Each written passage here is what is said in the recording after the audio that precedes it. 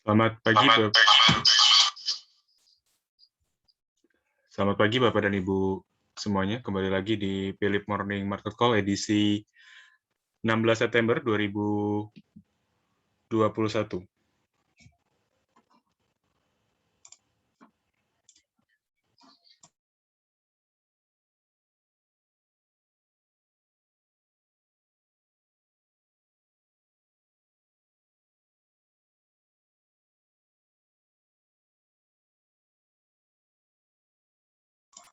Yang pertama kita akan bahas tentang pergerakan dari bursa Asia, kemudian Eropa dan juga regional, maksud saya Wall Street, dan tidak lupa juga penutupan perdagangan dari pasar komoditas dunia.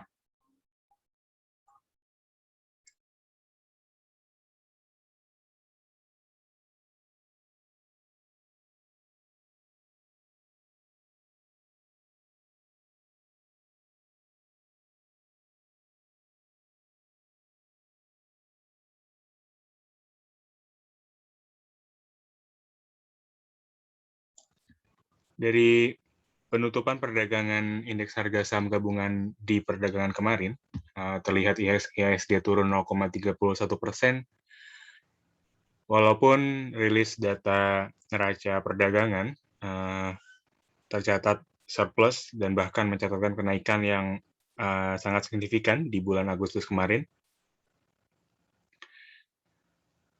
Namun indeks harga saham gabungan terdorong atau terbebani dari pergerakan indeks regional, di mana secara mayoritas indeks regional bergerak melemah.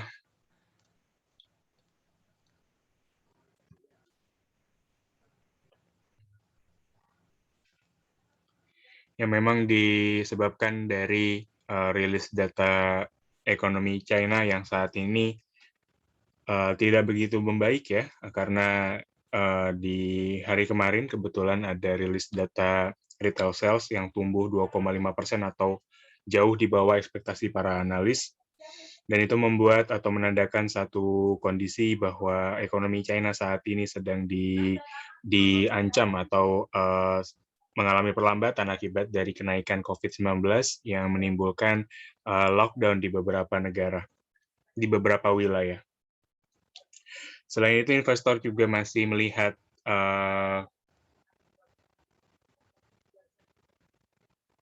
data inflasi US yang atau dihitung dari CPI atau Consumer Price Index yang mengalami penurunan, yang membuat sebenarnya hal itu memberikan sentimen yang positif bagi pasar aset lain di luar dari US.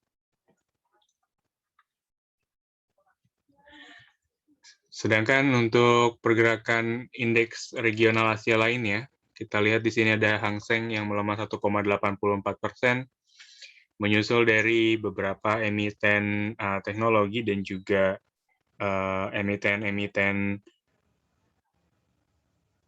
khususnya teknologi yang terbebani akibat dari regulasi pemerintah US, maksud saya pemerintah China yang sebelumnya menekan atau memberikan batasan bagi perusahaan-perusahaan teknologi yang ada di mainland China dan juga termasuk di Hong Kong.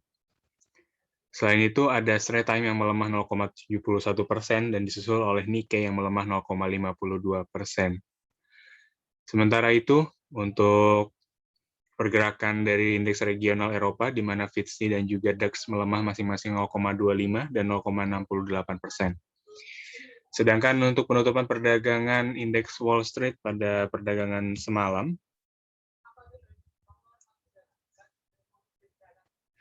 terlihat kompak menguat dengan penguatan terbesar terjadi di S&P 500 dan juga Nasdaq yang menguat 0,82%.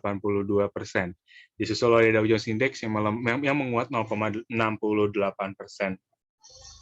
Sentimen positif muncul dari data industrial production yang naik 0,4% secara month-on-month atau 5,9% secara year-on-year di bulan Agustus sesuai dengan ekspektasi, dan kenaikan industrial production ini sebenarnya dibatasi oleh penutupan operasional akibat badai Ida yang juga sedang terjadi saat ini di beberapa wilayah di Amerika Serikat. Namun data tersebut memberikan satu signal atau satu kelegaan di antara para kalangan investor terhadap kekhawatiran pelemahan ekonomi AS yang sebelumnya dikhawatirkan oleh mereka. Dari pergerakan komoditas dunia, kami lihat di sini dan kami rekap ya perdagangan komoditas keseluruhan ya dan juga kecenderungan mengalami penguatan. Dengan penguatan terbesar terjadi di minyak dunia, khususnya kontrak acuan benua Amerika yaitu WTI yang menguat 2,99%, disusul dengan harga minyak Brent atau acuan di luar benua Amerika yaitu sebesar 2,53%. Sedangkan pelemahan terjadi di tembaga yang melemah 2,29% ke level 9.407 US dollar per metric ton.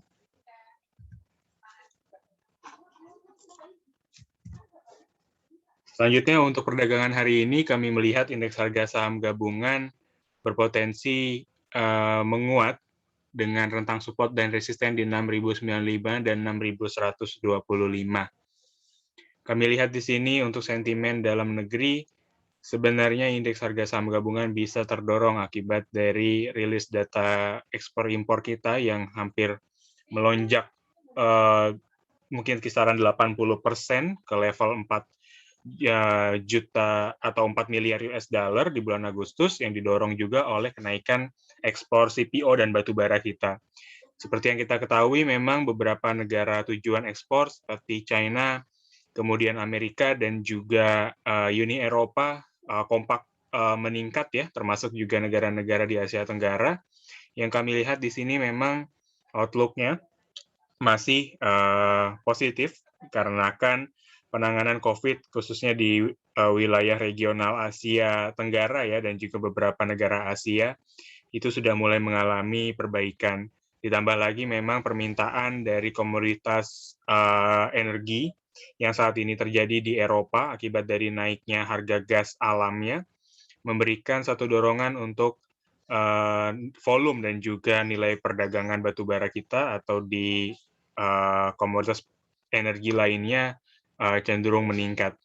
Selain itu juga permintaan dari CPO juga yang menguat akibat dari meredanya dan juga mulai meningkatnya ya aktivitas ekonomi di negara tujuan ekspor CPO kita seperti India, Pakistan, terkecuali Malaysia yang baru-baru ini mengalami pelonggaran dan juga penurunan kasus COVID-19. Dari rekapan perdagangan kemarin, kami melihat di tengah pelemahan indeks harga saham gabungan, masing-masing mencatatkan net buy sebesar 363,11 miliar rupiah, yang membuat total flow secara year to date menguat atau meningkat ke level 12,94 triliun rupiah. Dari rekapan berita korporasi, kami melihat di sini ada Temas Tbk yang menargetkan revenue sebesar 3 triliun sepanjang tahun 2021. Kemudian Nusaraya Cipta sepanjang 31 Agustus atau sampai tanggal 31 Agustus 2021, NRCA mencatatkan net kontrak atau kontrak baru senilai 1,4 triliun rupiah. Selain itu ada HK Metal Utama yang merencanakan akan melakukan right issue maksimum 5,15 juta lembar saham. Dari rekomendasi kita pagi hari ini, diantaranya ada Astra Agro Lestari yang kami lihat di sini memiliki peluang ya untuk menguat baik dari teknikal yang saat ini juga ditandai dengan indikator stokastik yang sudah golden cross di area jenuh jual yang menunjukkan adanya satu signal reversal. Selain itu juga AALI terlihat dari pergerakan candlestick-nya lebih cenderung rebound di kisaran EMA 24 dan hal itu sejalan dengan tren jangka menengah yang secara kecenderungan AALI selalu bergerak di rentang EMA 24 dan setelah itu harga berbalik menguat. Kami sarankan trade buy di kisaran 8.450 atau manfaatkan ketika ada buy on weakness. Dan dengan target price di kisaran 8.650, sementara target price kedua di 8.875. Untuk stop loss kami tetapkan di 8.275 dan jika level tersebut ditembus oleh AALI, untuk perdagangan selanjutnya maka kami khawatirkan AALI akan masuk ke dalam rentang bearish reversal. Selain itu ada Bank Danamon Indonesia Tbk yang kami lihat di sini BDMN punya level resisten yang sempat ditembus di kisaran 2.530 sebelum akhirnya harga di perdagangan beberapa hari kemarin kembali break di bawah rentang resisten, namun BDMN bisa kembali ditutup di atas level resistennya di perdagangan kemarin, dan kami rasa dengan adanya satu technical rebound di kisaran EMA 24, ditambah lagi memang resisten yang sudah ditembus oleh BDMN kembali diuji kembali oleh BDMN, maka kami rasa untuk pergerakan ke depan BDMN punya satu potensi untuk kembali menguat dengan trade buy atau kami sarankan untuk masuk di kisaran 25.20 atau mendekati level resistennya, kemudian target price pertama di 2740 dan target price kedua di 2820. Untuk stop loss kami tetapkan di 2.400.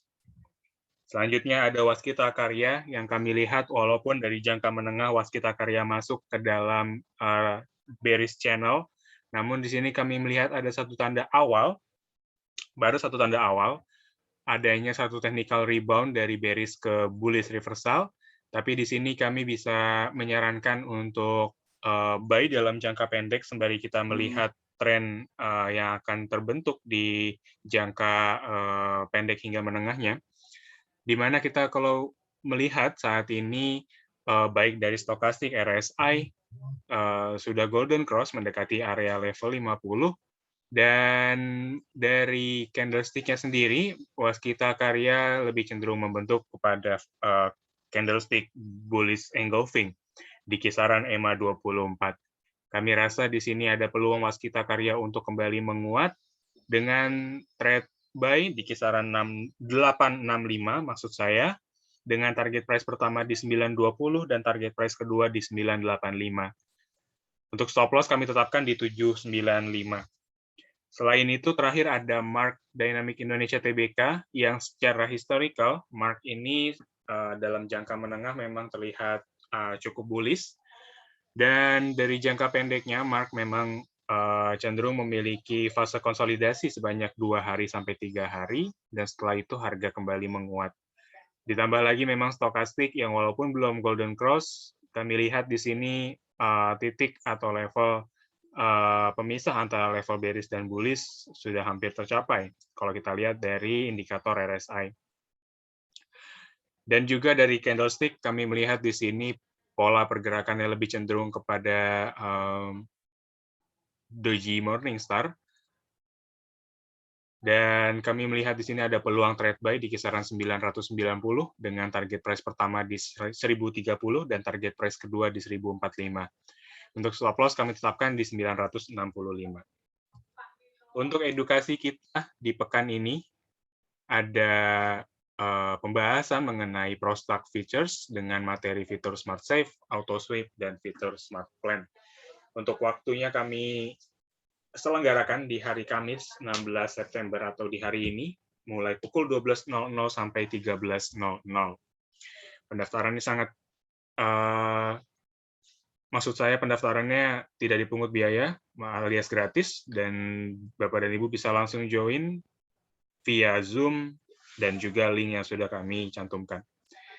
Kemudian untuk edukasi selanjutnya di tanggal 22 September 2021 ada materi dan juga satu event edukasi mengenai memulai investasi reksadana di Poems ID dengan materi pengenalan reksadana, subscribe dan redeem, fund details, fund status, fitur Smart Start, dan fitur Smart Plan. Event ini tidak dipungut biaya alias gratis, dan Bapak dan Ibu bisa langsung join via Zoom dengan link yang sudah dicantumkan. Terima kasih, dan kita akan langsung masuk ke sesi tanya-jawab. Saya akan kembali 1 atau 2 menit. dari sekarang. Terima kasih.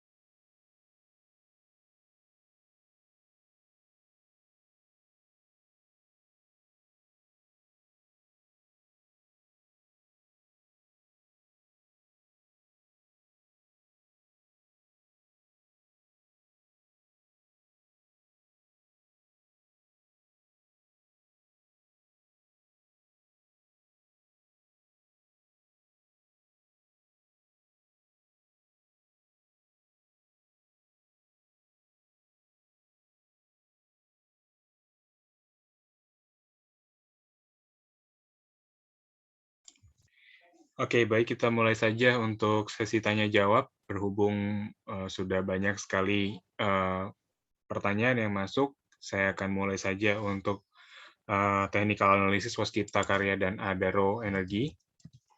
Yang pertama mungkin waskita karya, yang ya sejalan dengan rekomendasi kita pagi hari ini ya, waskita kami melihat di sini masih punya potensi untuk buy dan juga memiliki ruang untuk menguat yang kami rasa juga masih ada untuk waskita karya dengan mencermati level-level resisten yang dia miliki di kisaran 920 ya untuk taking profit atau target price yang pertama. Di sini kami melihat jika saya membandingkan ya di antara emiten karya lainnya, khususnya BUMN, baik itu Wika, PTPP, dan ADI, sebenarnya dari trennya atau pergerakan teknikalnya, Wijaya Karya, kemudian PTPP, dan ADI Karya sudah menyentuh level kisaran area.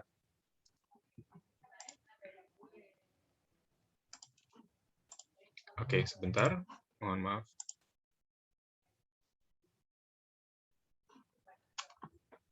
Oke, baik. Ya, terima kasih Bapak dan Ibu yang sudah mengingatkan. Oke, di sini tadi kita bahas waskita karya ya. Mungkin kita lanjut saja. Waskita karya memiliki potensi untuk buy dan juga ruang penguatan yang masih ada. Kami melihat dengan rentang atau trade buy di kisaran penutupan atau bisa manfaatkan ketika ada pelemahan untuk kembali masuk. Dengan target price pertama, kita bisa lihat di kisaran level resisten 920. Kita lanjut saja tadi mengenai pembahasan pergerakan dari emiten-emiten karya seperti Wijaya Karya, PTPP, dan Adi Karya, dan juga emiten turunan lainnya ya. Kami melihat di sini secara teknikal sebenarnya seluruh emiten karya sudah bergerak mencapai level rata-rata 90 hariannya. Namun di sini waskita belum mencapai level tersebut atau belum mencapai rata-rata 90 harinya, dan kami rasa dengan behavior dan juga pergerakan yang mirip-mirip dengan emiten-emiten karya lain, kami rasa waskita masih punya chance untuk bergerak mendekati kisaran rentang rata-rata 90 harinya. Ditambah lagi juga memang Wijaya Karya dan PTPP dan juga Adikarya saat ini sudah membentuk pola higher high di perdagangan kemarin. Namun untuk waskita karya belum menunjukkan satu signal tersebut. Kami rasa dengan sentimen dan juga katalis dari pemerintah yang terus mendorong emiten-emiten karya untuk mendapatkan kontrak-kontrak di SYF ataupun di proyek-proyek yang disediakan atau dimiliki oleh INA, kami rasa waskita juga punya satu chance untuk mendapatkan atau meraih kontrak-kontrak baru dan juga menjaga keberlangsungan bisnisnya dengan tingkat resiko yang memang kami rasa untuk emiten karya tetap kepada arus kas yang dikhawatirkan. Namun untuk saat ini dengan kontrak-kontrak yang bisa kita katakan pasti karena memang datang dari pemerintah, kami rasa untuk emiten karya masih memiliki sentimen atau katalis yang positif. Dari teknikal dan news-nya seperti itu, jadi bisa kita kembali koleksi untuk waskita karya. Selanjutnya untuk Adaro Energi, dengan penguatan batu bara ya yang masih terus terjadi hingga hari ini, kami lihat untuk Adaro dan juga emiten-emiten pertambangan batu bara atau related to batu bara juga kami lihat masih positif ya. Dan khususnya untuk Adaro saat ini memang pergerakannya, kalau kita lihat memang jangka panjang selalu Adaro ini bergerak di atas EMA 90.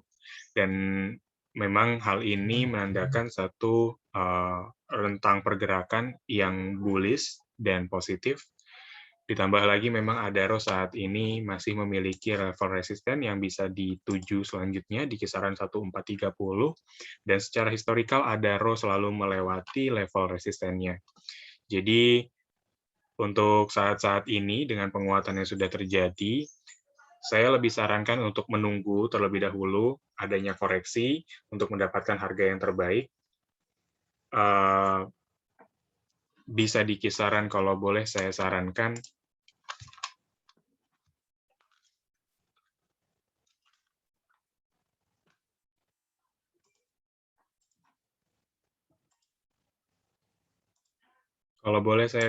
ya level pertama untuk di koleksi bagi Adaro di 1350 atau rentang 1330.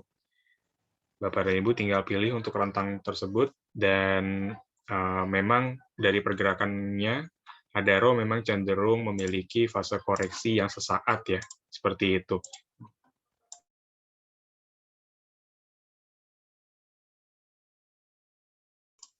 Seperti itu. Jadi saya lebih harapkan Adaro memiliki fase koreksi terlebih dahulu ya, Bapak dan Ibu.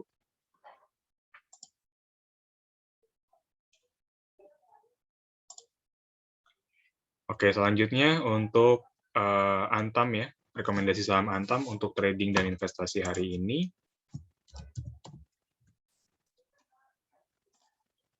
Dari teknikal ya, kami lihat di sini Antam lebih cenderung dari candlestick yang membentuk pola inverted hammer, dan ini memang cenderung rebound di kisaran level bekas resisten ya, 2430.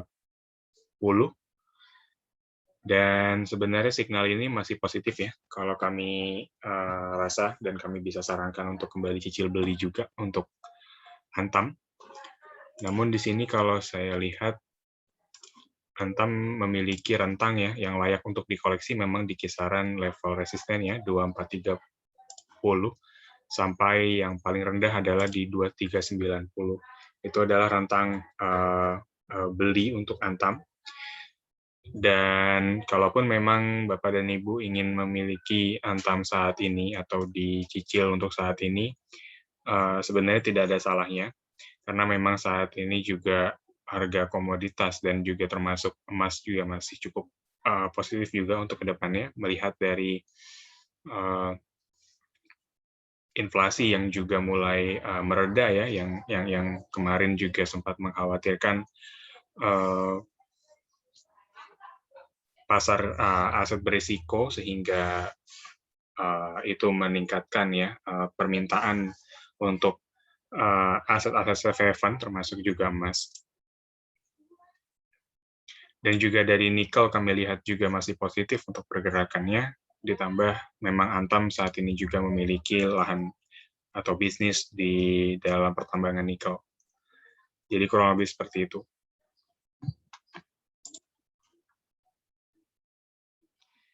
Selanjutnya PNBN dan juga Bull. Kami lihat di sini PNBN lebih cenderung sideways ya, dan juga di perdagangan kemarin PNBN lebih membentuk pola bearish. Kami lihat di sini mungkin PNBN punya level support yang cukup kuat dalam jangka pendek ya, di kisaran 755, dan mungkin bisa manfaatkan ketika harga bergerak mendekati area tersebut untuk kembali cicil beli. Dan kalaupun memang ada satu technical rebound yang terjadi di PNBN, akan lebih baik lagi kita masuk ke PNBN dan juga bisa dimanfaatkan untuk trading jangka pendek.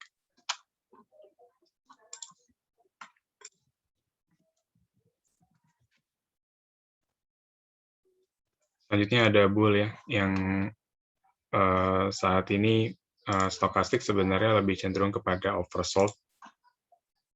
maksudnya overbought karena sudah bergerak di area atas, dan juga saat ini harga sudah melampaui level resisten ya di kisaran 266. Jadi saya rasa kalaupun memang belum masuk di saham bull, saya tidak menyarankan untuk masuk terlebih dahulu. Ada baiknya Bapak dan Ibu menunggu level koreksi ya, atau ketika ada koreksi yang terjadi di bull untuk mendapatkan hasil yang atau harga yang terbaik. Mungkin rentangnya kisaran di 266 atau di kisaran level resistennya. Dan kami lihat memang dengan pergerakan yang lebih cenderung dan juga sudah break di atas level resisten, bull untuk kedepannya kami rasa lebih positif ya, dan juga sudah menunjukkan satu signal adanya pembalikan arah. Dan mungkin bull selanjutnya level yang akan dituju level resistennya ada di kisaran 292. Dan itu masih berpotensi untuk dicapai oleh bull ke depannya.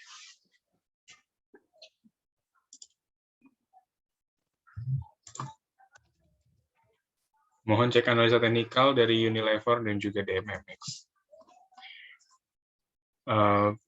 Kalau dari Unilever, kami lihat di sini candlestick memang mulai tipis ya, menunjukkan satu behavior atau sikap dari investor yang masih wait and see dan juga masih ragu-ragu. Namun dengan tren yang cenderung bearish ya, dan masih bisa berlanjut, kami lebih sarankan untuk dijauhkan terlebih dahulu UNVR, kalaupun belum memiliki saham tersebut bagi Bapak dan Ibu. Dan kalaupun punya sahamnya, saya rasa Unilever bisa dilepas ketika ada satu momen pergerakan yang menguat ya. Unilever biasa akan bergerak menguji dynamic resistance exponential moving average 24 hari, dan kalaupun level tersebut dicapai atau pergerakan selanjutnya mencapai level tersebut, maka Bapak dan Ibu bisa manfaatkan untuk taking profit terlebih dahulu.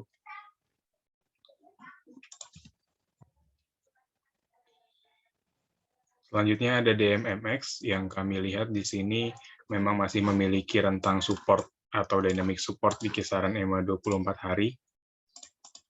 Dan saat ini ya, pergerakan memang sudah mencapai level dynamic support-nya. Di sini memang cenderungannya secara historical memiliki satu peluang untuk rebound, namun kami lihat di sini untuk peluang rebound-nya akan bergerak dalam jangka pendek saja ya. Jadi Bapak dan Ibu bisa manfaatkan tren trading jangka pendek sembari kita melihat apakah tren jangka menengahnya bisa kembali dilanjutkan ya sebenarnya. Karena memang sebenarnya DMMX ini masuk ke dalam fase bullish dalam jangka menengah dan masih cukup baik. Namun untuk jangka pendek, kita perlu mencermati lebih baik lagi ya, apakah tren ini bisa berlanjut, apakah sudah dipatahkan untuk saat ini.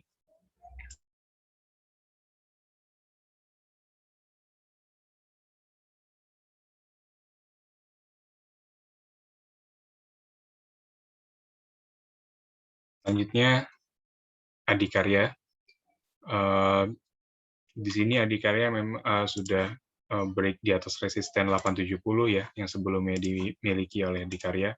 Dan saya rasa dengan penguatan yang terjadi kemarin, ada peluang Adikarya untuk koreksi sesaat ya, sebelum nanti akhirnya Adikarya bisa atau tidak tertahan di atas kisaran EMA 90 atau bergerak di kisaran area resisten 870.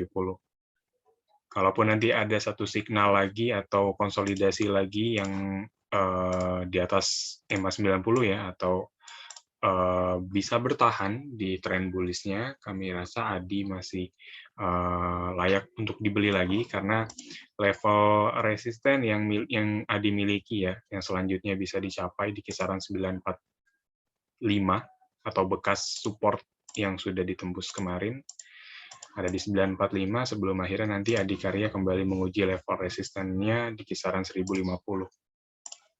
Jadi seperti itu. Saya rasa kalaupun ingin masuk ke Adikarya masih cukup baik, namun manfaatkan adanya pelemahan untuk mendapatkan harga yang lebih baik.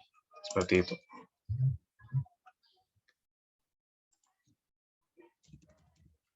Oke. Kemudian untuk MLPL ya. dari sisi teknikal MLPL jangka menengah masuk ke dalam fase bearish, kami rasa.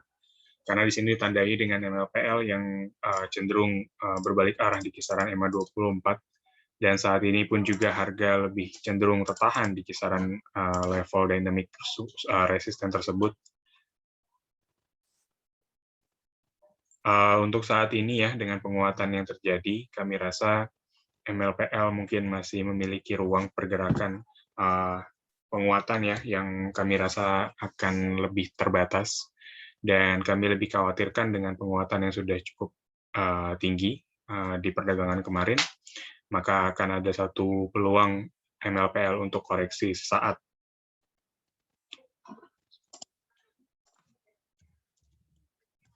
Selanjutnya PNBN, kami lihat di sini juga mungkin sesuai dengan pembahasan sebelumnya ya, PNBN masih dalam rentang bearish jangka pendek, dan PNBN ini punya level support terdekatnya di kisaran 755, dan selama 2 momen harga cenderung rebound di kisaran level tersebut.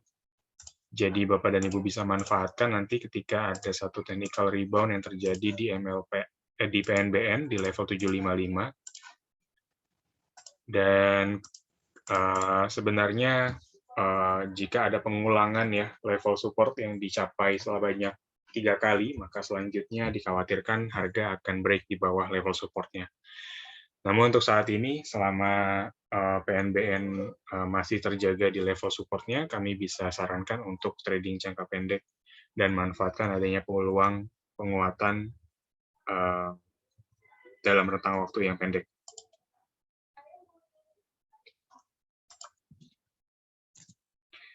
Selanjutnya ada S Hardware. Sebenarnya S Hardware ini jangka menengahnya lebih cenderung kepada sideways ya, atau konsolidasi. Ini kami lebih khawatirkan dan tidak menyarankan untuk masuk saat ini, karena memang dari jangka panjang kalau bisa kita pertimbangkan ya, S Hardware ini masuk ke dalam rentang bearish dan masih bisa berlanjut seperti itu. Apalagi saat ini S Hardware tidak bisa break di atas EMA 90-nya lagi. Jadi untuk saat ini baiknya dijauhkan terlebih dahulu ya Bapak dan Ibu, karena khawatirnya nanti S Hardware bisa melanjutkan tren jangka panjangnya.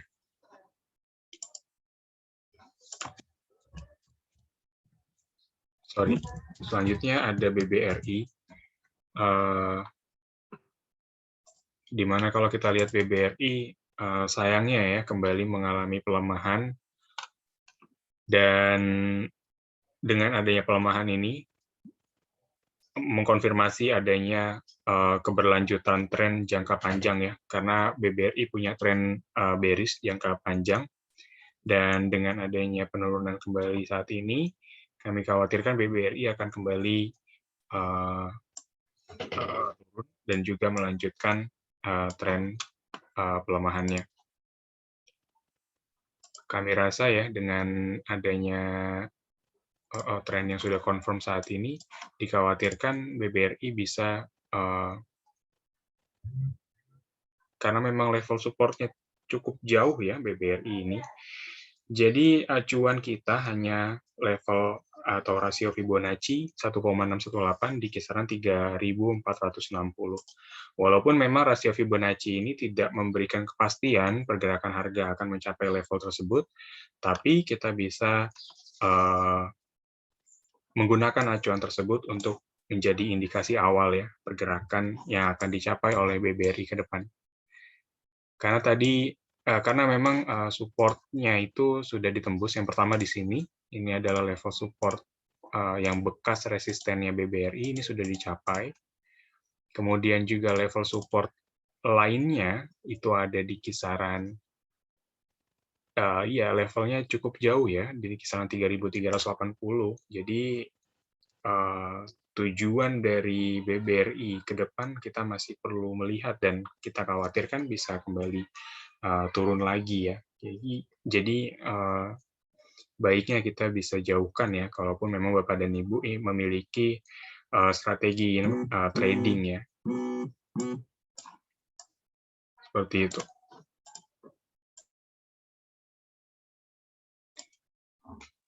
Selanjutnya pertanyaan mengenai saham Elsa. Mungkin berhubung harga minyak yang masih melonjak signifikan ya, bagaimana dengan pergerakan Elsa. Dari teknikal, memang Elsa punya satu pergerakan yang rebound yang di kisaran level resisten 270, dan saat ini memang Elsa punya atau sudah ya bergerak dan menguji level resistennya di 296. Jadi saya rasa mungkin dengan Elsa yang sudah mencapai level resistennya, saya rasa pergerakan selanjutnya akan lebih kepada rentang bearish ya, atau koreksi. Namun selama Elsa masih bisa bergerak di atas EMA 24 hari, saya sarankan mungkin dalam jangka pendek hingga menengah, Elsa punya peluang untuk masuk ke dalam fase bullish. Seperti itu. Jadi mungkin rentang kisaran 280 bisa dimanfaatkan atau bisa dicermati ya bagi Bapak dan Ibu. Berhubung memang harga tersebut atau rentang pergerakan tersebut mendekati area dynamic support-nya.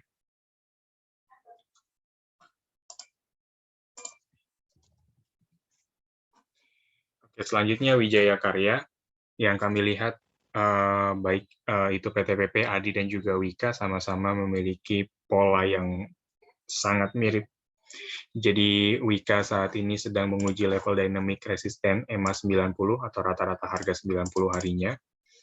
Dan kami rasa Wijaya Karya dengan pencapaian yang sudah cukup signifikan di perdagangan kemarin memiliki peluang untuk terkoreksi terlebih dahulu ya. Namun selama Wijaya Karya ini bergerak di atas rata-rata EMA 24 hari atau setidaknya 13 hari, Wika masih layak untuk dibeli dalam jangka menengah, pendek hingga menengah. Karena memang saat ini tren lebih cenderung mengarah kepada fase bullish reversal dalam jangka pendek. Jadi rentang-rentang kisaran kurang lebih di 1020 sampai 995 bisa dimanfaatkan jika Bapak dan Ibu ingin masuk kembali ke saham Wijaya Karya.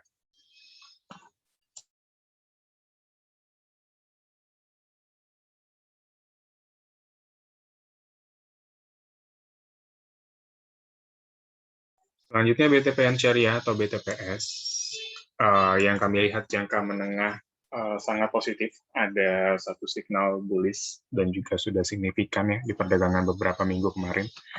Namun dari BTPS, kalau kami lihat di sini, memang memiliki kecenderungan untuk terkoreksi sesaat ya, sebelum nanti akhirnya BTPS kembali bergerak menguat.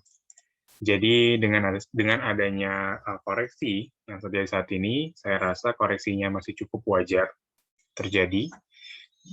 Dan kalaupun Bapak dan Ibu ingin masuk kembali ke BTPS, kami sarankan untuk masuk jika ada pelemahan atau penurunan harga yang terjadi.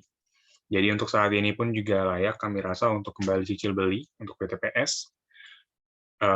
Dan target harga selanjutnya ya, setelah BTPS ini mencapai level resisten di 3.090-an, kami rasa di sini BTPS punya level resisten atau klasik resisten di kisaran 3.540 yang bisa dicapai selanjutnya oleh BTPS.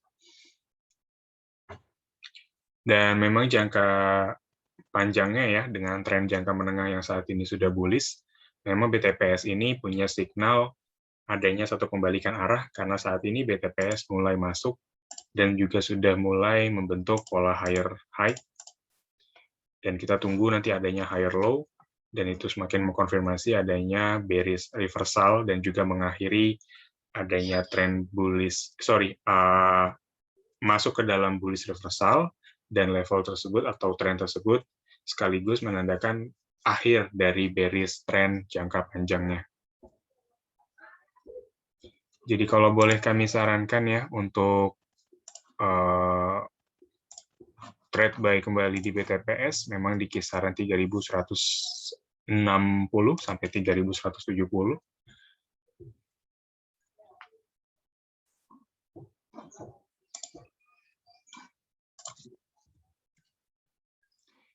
Selanjutnya untuk KLBF dan MDKA, buy dan sell di harga berapa? Kami rasa KLB Pharma baiknya tunggu koreksi ya, karena saat ini KLB Pharma terlihat konsolidasi ya, cenderung sideways. Di sini kami khawatirkan KLB Pharma turun lagi, jadi baiknya Bapak dan Ibu bisa cermati dulu ya pergerakan KLB Pharma sembari melihat adanya koreksi yang bisa dijadikan peluang untuk masuk. Sebenarnya kalau dari indikator atau rasio Fibonacci, saya sarankan masuk di kisaran 1415. Kurang lebih seperti itu. Namun itu masih cukup jauh ya jika kita melihat harga pergerakan harga yang terjadi saat ini.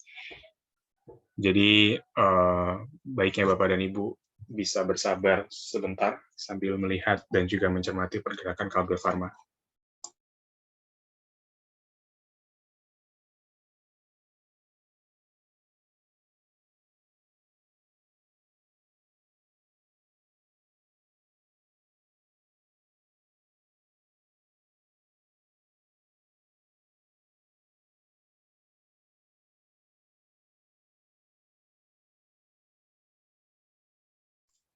Selanjutnya ada MDKA, yang kalau kita lihat MDKA masih konsolidasi ya dan cenderung sideways. Tapi kalau kita lihat dari jangka panjang, sebenarnya MDKA ini masuk ke dalam rentang bullish continuation yang masih cukup baik, belum ada satu tanda pengakhiran dari fase bullish jangka panjang. Jadi selama MDKA ini saya rasa bergerak di rentang EMA 90 ya, atau tidak bisa meninggalkan level EMA 90 cukup jauh, atau setidaknya batasan paling akhir MDKA ada di kisaran 2540, maka MDKA masih layak dibeli dan juga masih berpotensi untuk melanjutkan tren bullish jangka panjang. Kecuali MDKA break di bawah 2540, hal itu saya rasa menjadi signal pengakhiran dari bullish tren yang terjadi. Jadi selama MDKA masih bergerak konsolidasi seperti ini, saya lebih sarankan untuk manfaatkan ketika ada koreksi yang sudah cukup dalam ya, untuk kembali masuk ke MDKA, dan perhatikan level 2540 sebagai acuan dari bullish continuation atau bearish reversal.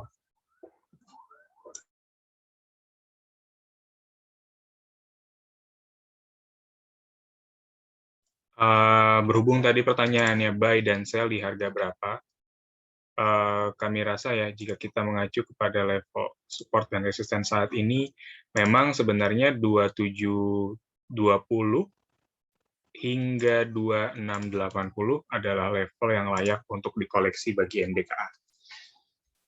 Seperti itu. Dan sell di harga berapa? Saya rasa ketika MDKA rebound di kisaran level yang tadi saya sebutkan, level yang akan dicapai atau layak yang bisa dijual di kisaran 2.900 atau level resisten yang dicapai oleh MDKA. Walaupun kami lihat di sini ya MDKA lebih cenderung memiliki level resisten di 2850. Kenapa? Karena level 2850 ini adalah level resisten pertama yang dicapai oleh MDKA sebelum akhirnya di kisaran bulan September awal, harga break di atas 2850 dan membentuk pola resisten baru. Namun, dengan pergerakan yang berbalik arah, yang cenderung berbalik arah ya setelah harga break atau menembus level 2850, saya rasa 2850 menjadi satu titik resisten yang tidak bisa ditinggalkan oleh MDKA. Maka kalau boleh saya sarankan mungkin sebenarnya resisten yang kuat adalah di 2850. Karena kalaupun harga break di atas 2850, harga selanjutnya tidak bisa meninggalkan level resisten tadi dan bahkan cenderung kembali turun di bawah level 2850. Jadi seperti itu. Mungkin target price pertama di 2850, target price kedua adalah level resisten baru di 2910. Untuk KLBF tadi, level-level berapa yang bisa di-buy? Saya rasa tadi di level 1415 ya, itu adalah level yang saya rasa layak sekali untuk dibeli. Dan untuk level sell Selanjutnya, kami rasa dan kami bisa gunakan level resisten 14 atau 1500 ya, atau 1495 adalah level resisten yang dimiliki oleh KLBF, sebelum akhirnya mungkin KLBF kembali menguji level resistennya di 1525.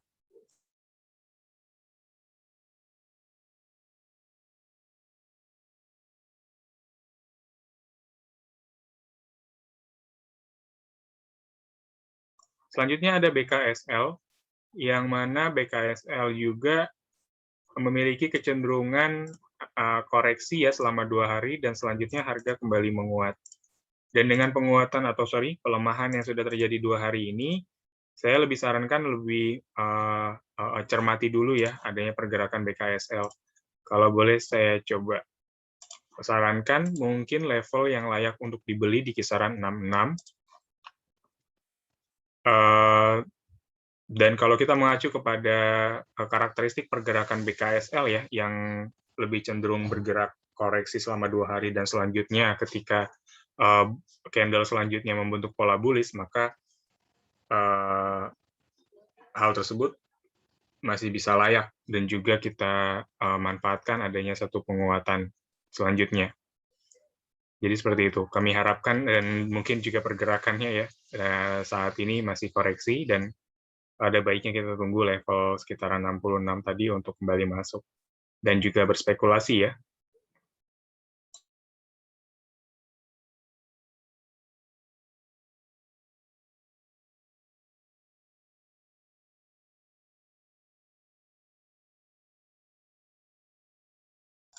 Selanjutnya, apakah hari ini potensi untuk buy BBCA? Saya rasa BBCA punya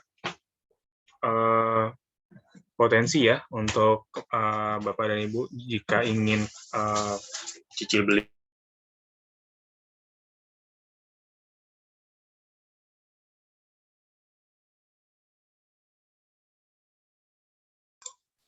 Ya, jadi BBCA saya rasa layak untuk dikoleksi ya. Memang karena BBCA juga kecenderungannya masih konsolidasi, masih cenderung bergerak sideways, dan BBCA juga tidak bisa meninggalkan level EMA 90-nya. Jadi maksud saya pergerakan dari BBCA ini terus bergerak di tentang atas kisaran rata-rata EMA 90 hari, dan itu menurut saya signal yang positif ya untuk pergerakan BBCA. Jadi selama BBCA bergerak di atas EMA 90, saya rasa masih sangat layak untuk dibeli. Apakah hari ini layak untuk dibeli? Kalau Bapak dan Ibu memiliki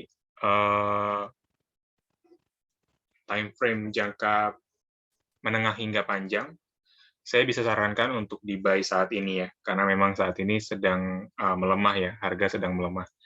Namun untuk trading jangka pendek saya tidak sarankan, karena saat ini BBCA masih dalam rentang konsolidasi dan saya khawatirkan potensial upside yang diberikan akan sangat terbatas.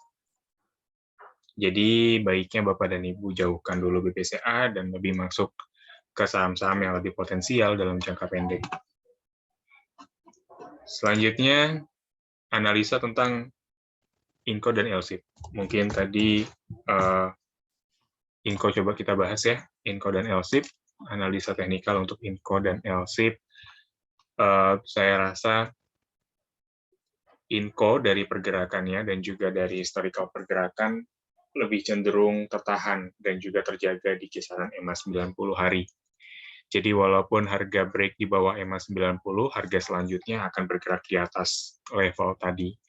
Jadi kami rasa dengan level-level saat ini yang kembali menguji level EMA 90, ini masih layak untuk dibeli dan masuk kembali.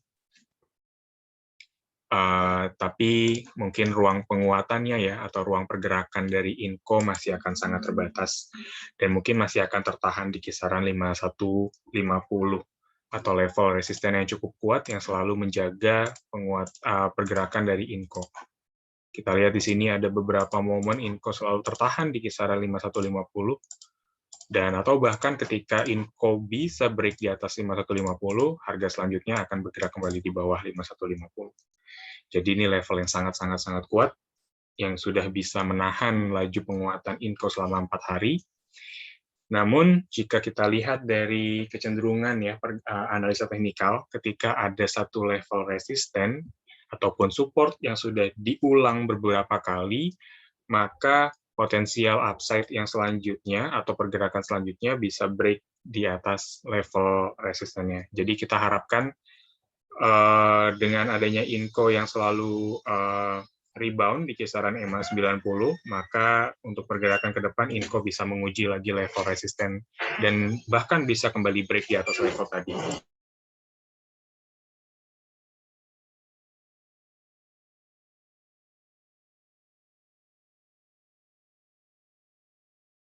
Jadi kurang lebih seperti itu. Kalau kita lihat juga dari stokastik gabungan dari RSI juga, kalau dari RSI-nya sudah bergerak di bawah level 50 ya, atau mendekati area 30, dan ini adalah area yang menggambarkan layak beli ya sebenarnya. Jadi Inco bisa cicil beli saat ini dan manfaatkan ketika ada pergerakan dan juga rebound hingga mencapai 5150.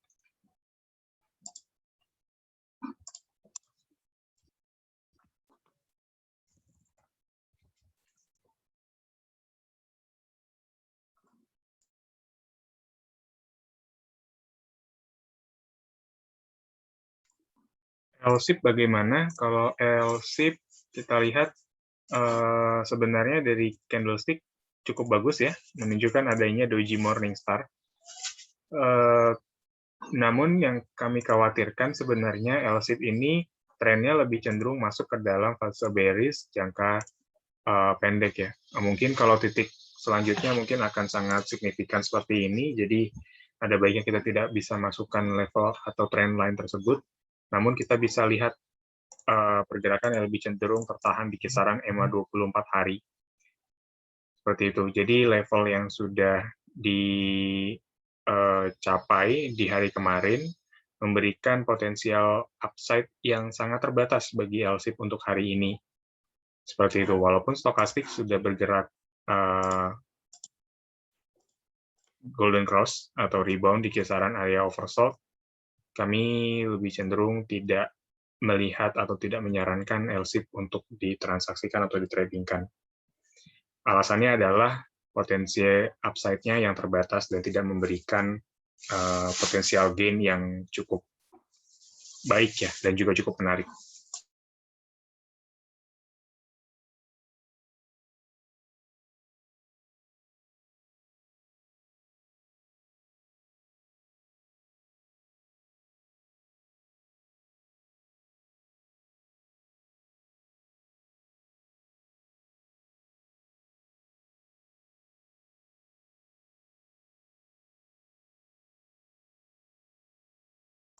Selanjutnya untuk analisa saham Friend, yang kita lihat Friend ini lebih cenderung rebound di kisaran EMA 90 hari ya.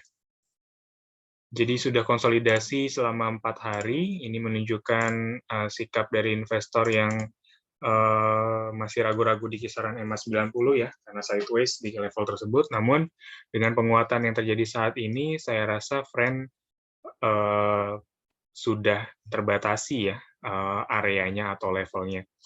Karena maksudnya seperti ini, Friend itu kecenderungan jangka menengahnya atau yang saya kotakan ini time frame-nya itu lebih mengarah kepada trend bearish.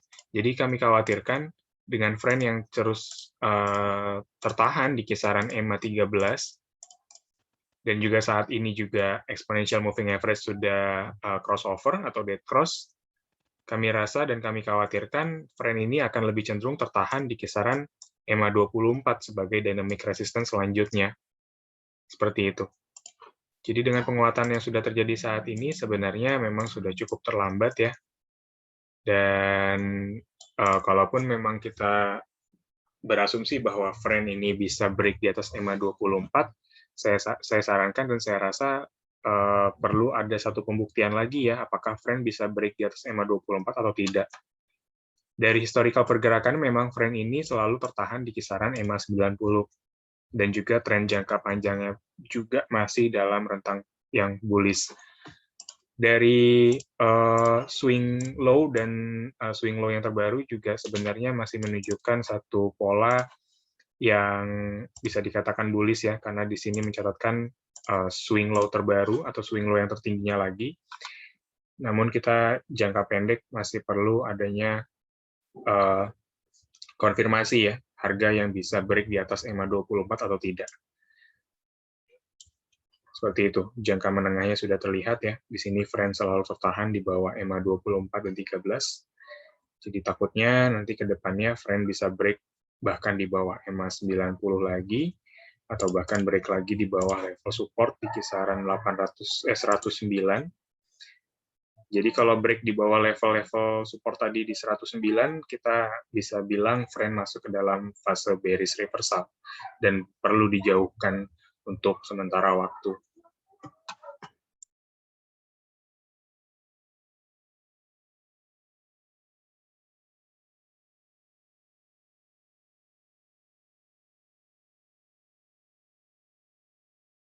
Selanjutnya untuk pertanyaan BBTN dan BRIS, bagaimana teknikalnya?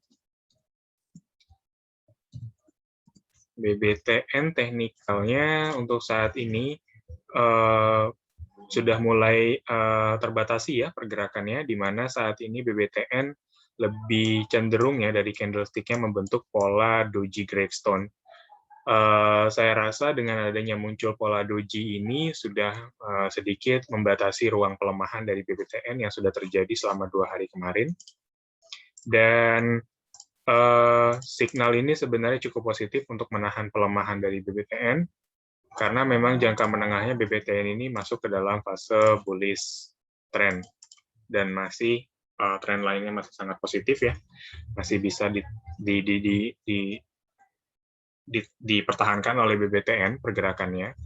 Dan jika kita bandingkan juga dengan stokastik, saya rasa saat ini stokastiknya memang cukup menarik, walaupun kita masih perlu melihat adanya satu signal yang menunjukkan golden cross ya, itu bisa semakin mengkonfirmasi adanya satu penguatan yang akan terjadi di BBTN. Jadi saat ini saya bisa sarankan BBTN dicicil beli dengan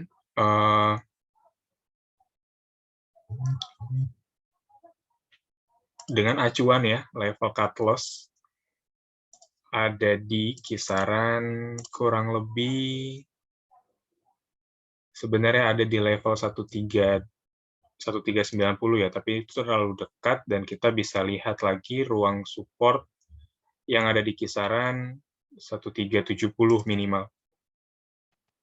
Seperti itu. Mendekati area support jangka pendek ya yang dimiliki oleh BBTN. Di sini saya boleh bulatkan. Di sini saya bulatkan ada di level 1370, dan memang setelah itu harga cenderung tertahan ya di atas 1370. Jadi itu adalah level support terdekat yang dimiliki oleh BBTN. Saya rasa ketika harga atau level tersebut menyentuh bahkan break di bawah level tadi 1370, saya sarankan untuk jauhkan dulu BBTN dan dikhawatirkan harga akan masuk ke dalam rentang bearish reversal. Seperti itu.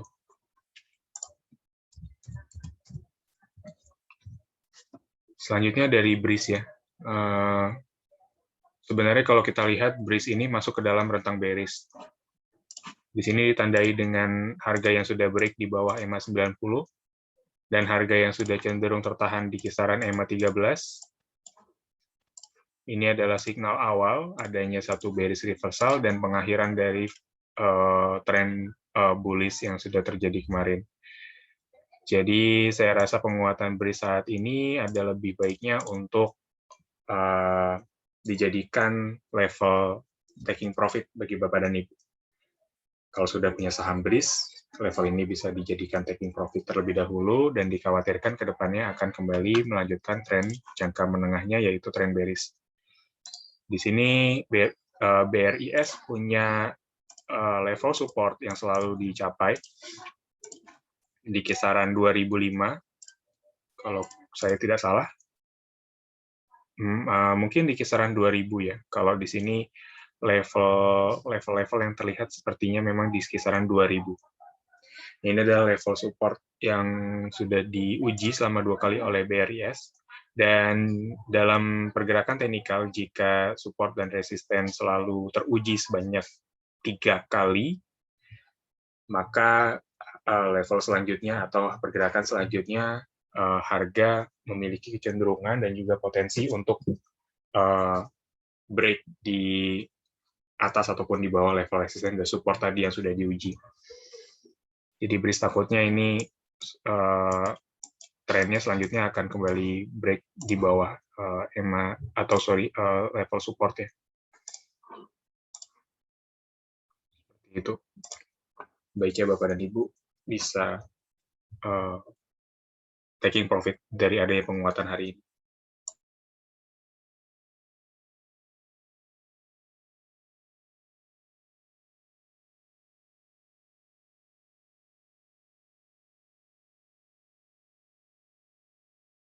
Oke, selanjutnya ada Panin Financial Tbk. Sebenarnya PNLF ini kecenderungan pergerakannya tertahan di atas EMA 13 ya. Ini signal yang baik, saya rasa. Signal yang baik, namun PNLF ini punya historical pergerakan yang selalu tertahan di bawah EMA 90. Jadi dengan penguatan yang sebenarnya sudah positif dari trend line-nya, namun di sini PNLF punya level resisten yang belum bisa dijangkau lebih jauh lagi. Nah, jadi saya lebih sarankan bisa Bapak dan Ibu level-level saat ini sebenarnya layak untuk dibeli, namun rentang penguatannya ya atau potensial upside-nya mungkin akan terbatas di kisaran 192. Seperti itu. Stokastik juga menunjukkan satu signal yang positif, sudah golden cross di kisaran, kalau kita lihat ya dari sisi RSI-nya, bukan dari sisi stokastiknya, itu sudah mencapai level 50 ya, atau level atau area yang menunjukkan satu area yang layak beli sebenarnya. Jadi PNLF sebenarnya ini bisa layak beli dengan target price di kisaran 192 atau level resisten yang sudah dimiliki sebelumnya oleh PNLF. Jadi kurang lebih seperti itu, Bapak dan Ibu. Oke, jadi mungkin itu saja Philip Morning Market Call edisi hari ini, Kamis 16 September 2021. Kami ingatkan kembali untuk selalu bergabung bersama kami di Philip Morning Market Call edisi setiap harinya, yang akan kita bawakan baik itu dari rekomendasi dan juga update kondisi pasar saham global dan juga regional. Akhir kata, mohon maaf jika ada kekurangan dan kesalahan atau salah-salah kata dari kami. Selamat melanjutkan aktivitas Bapak dan Ibu. Semoga kita selalu diberikan dan juga dilindungi oleh Tuhan Yang Maha Esa. Terima kasih dan selamat pagi.